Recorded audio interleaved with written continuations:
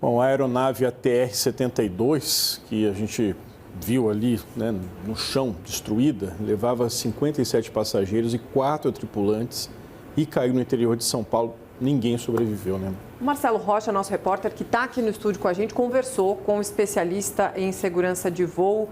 São muitas imagens, né, Marcelo? Um acidente que, infelizmente e surpreendentemente, foi filmado de vários ângulos diferentes. O que é que já é possível saber a partir da fala desse analista sobre esse acidente trágico que tirou a vida de tanta gente, hein? Boa noite.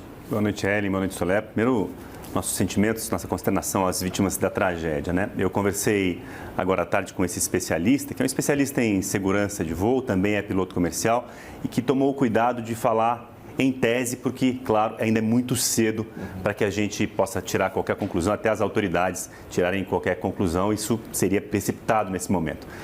Ele nos disse que a aeronave de fabricação francesa é muito robusta, atende já há muito tempo essas demandas de voos regionais, possui equipamentos de segurança muito modernos.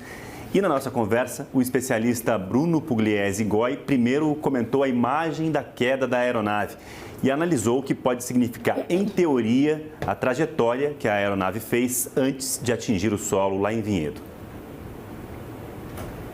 A aeronave entrou numa condição de parafuso chato, né? Então, o parafuso chato é uma perda de sustentação descontrolada, descoordenada, na verdade, né?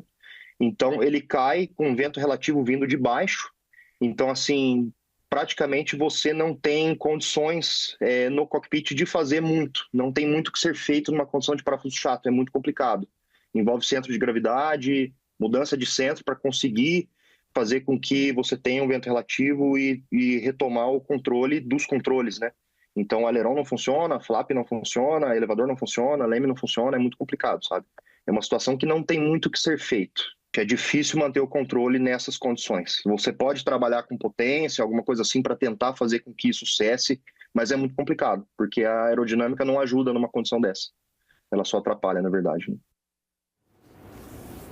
Bom, o especialista também falou a respeito das condições do clima da região onde o avião caiu. Segundo a Climatempo, a temperatura em que no local em que o avião estaria trafegando, estaria voando na altitude, era de entre menos 9 e menos 11 graus, o que, segundo o especialista, favorece a formação de gelo em algumas partes da aeronave, como, por exemplo, na asa. Ele disse que as aeronaves têm equipamentos para enfrentar esse tipo de dificuldade e também falou como essa formação de gelo pode prejudicar a segurança do voo. O gelo é um fator que atrapalha diretamente na aviação, no sentido de colocar mais peso na aeronave, às vezes travar uma superfície de comando, né? Dependendo da superfície que o gelo agrediu e atingiu, né? Ele pode ser que trave um leme, pode ser que trave um flap. E ele forma até nas pás das hélices também, né? O ATR, por se tratar de um avião de hélice, um turbojato, um avião a jato, o gelo se forma no lip da turbina, né? Ao redor da turbina. Interfere um pouco menos, mas no avião a jato ele se forma nas pás das hélices também, né? Bom, ele falou também que essa aeronave voava há 14 anos, o que, segundo ele, para um avião, para os padrões da aviação civil, é um avião relativamente novo. Diz também que essa aeronave é considerada muito segura e que no Brasil a rotina de manutenção segue padrões rigorosos. O especialista reforçou que somente uma investigação apurada vai identificar as causas do acidente. O CENIPA vai entrar agora, no Centro de Prevenção e Investigação de Acidentes Aeronáuticos vai entrar, vai avaliar toda a situação e vai avaliar o clima do local também, como estava a situação, a preparação da tripulação, se estavam com as carteiras válidas, o último treinamento, certificado médico aeronáutico, enfim, né? Quantas horas tinha cada tripulante, eles entram, investigam isso e tudo e, enfim, vão fazer o possível aí para tentar identificar o que pode ter acontecido, né?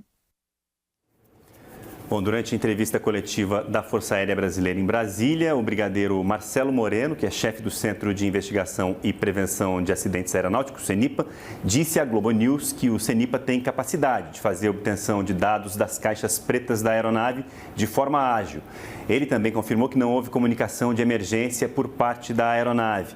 E um representante da ANAC informou que a Voipes, linhas aéreas, estava totalmente de acordo com a atividade realizada. Vamos ver.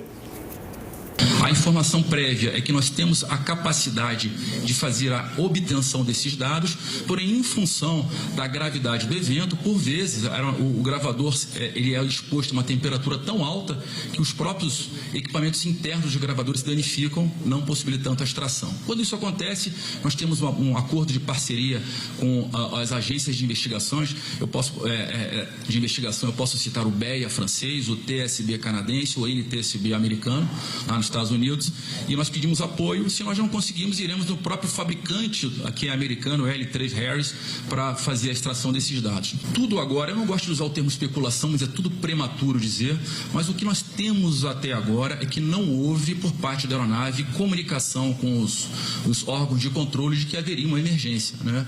Preliminarmente, nós temos essa informação que não houve informação da aeronave, que a aeronave estaria com qualquer tipo de emergência que seja. Por isso, mais uma vez, tudo é prematuro. Pela Agência Nacional de Aviação Civil, a Voipaz é uma empresa de transporte regular. Ele não é um táxi aéreo. Ele opera sob a égide do RBAC 121 e ele estava totalmente de acordo.